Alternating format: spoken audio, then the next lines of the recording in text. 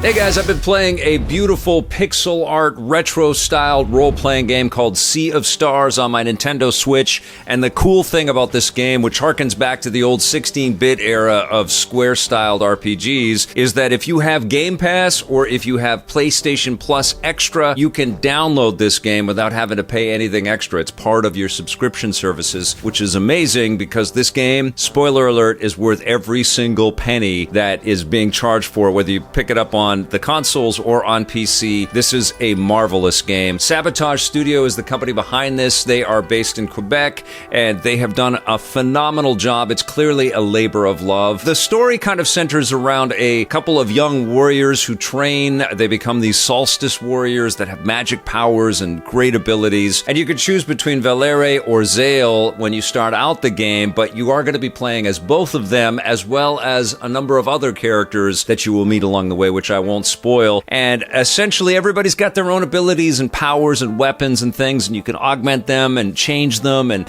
you can level up in some cool ways, of course.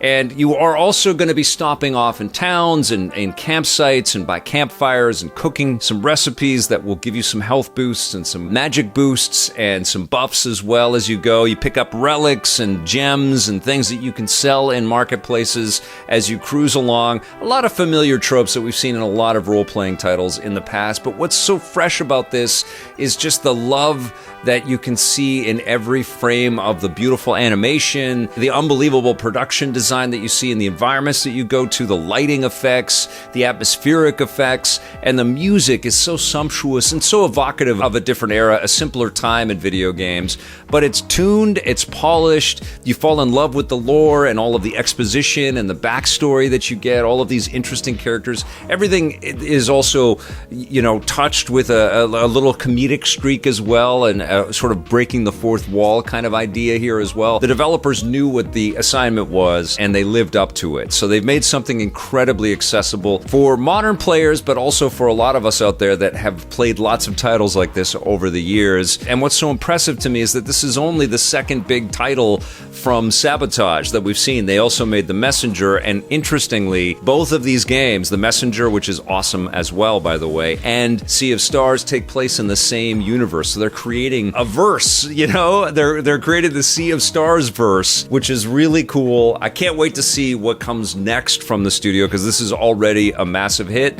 and it should be. Even in this ridiculously crowded year, Sea of Stars is magnificent. The gameplay is really easy to get into. There's some really interesting puzzle solving that you have to do, moving mechanisms around and pushing jewels and gems and stuff into place and jumping into portals and trying to figure out the kind of isometric 3D design of the different worlds that you go to. You can't pivot the camera around, it's all 2D cameras, but they definitely play with the geometry of the world. And in certain parts of the game, you're also interacting with objects that allow you to change time, and you'll see the shadows kind of shift as you're doing that as well. All kinds of beautifully finessed touches throughout this experience. It's incredibly difficult to put down. I streamed it for hours and hours on our Twitch channel, and I've been playing this almost non-stop since I got it, even though there are lots of other great games to keep me busy and to entertain me with. Sea of Stars is absolutely something special. Beautiful visuals, great storytelling,